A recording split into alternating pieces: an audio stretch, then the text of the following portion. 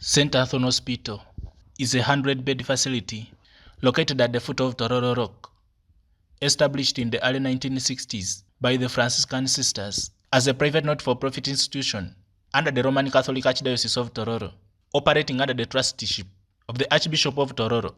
Despite the hospital providing referral services to the Tororo and surrounding communities, it has fallen into a state of despair, with its infrastructure and plumbing system severely deteriorated due to age and prolonged lack of renovation. So as you see it behind us, the windows are broken, the roof is almost falling off, the drainage system is all blocked, so the situation is really devastating. For that reason, we are really forced to carry the buckets or the jerrycans to go and look for where to bathe from, because the drainage system is all blocked, and we cannot help ourselves from inside because the drainage system is off. This appealed to the affections of the Tororo Archbishop, His Grace Dr. Emmanuel Obo, prompting action through the Tororo Archdiocese Development Association of the Laity, also known as Tadal, which stepped in to rescue the hospital from the brink of collapse due to age and neglect. About 3 years ago, we were then approached by His Grace the Archbishop of Tororo Archdiocese, who had taken the hospital as his priority project in the Archdiocese, having got calls from the laity wherever he went out to meet to deliver services to Christians, and they would say, but we're getting the spiritual healing, but our physical healing, the hospital is not well. We need that hospital restored.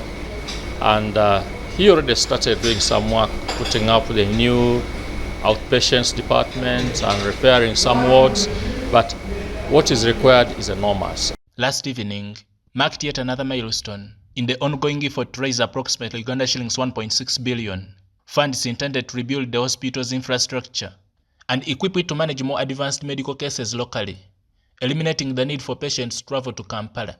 According to the Archbishop of Tororo, His Grace Dr. Emmanuel Obo, this initiative is not only a response to the cries of the Tororo people who suffer long journeys to access advanced medical care in Kampala, but also a noble act of humanity, driven by compassion and the call to serve. Equip the hospital, but also to expand our healthcare services, elevate the standard of the care, and compete favorably and honorably in the modern healthcare landscape.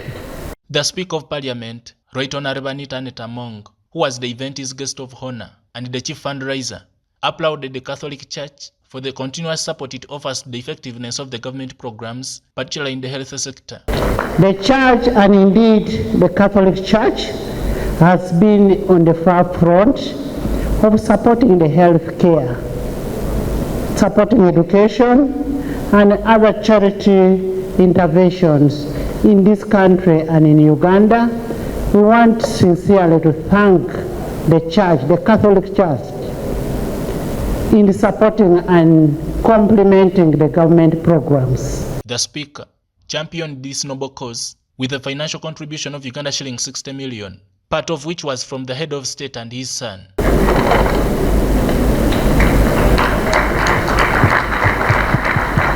She also pledged to mobilize additional support for the rehabilitation of St. Anthony Hospital, emphasizing that it is a legitimate cause and a unique opportunity to build a lasting legacy in public service. As members of Parliament, we are here to support our hospital, which we got when we were growing up, and we used to hear about St. Anthony's, and we are happy that today we will be here to put a brick in it and will be remembered for that.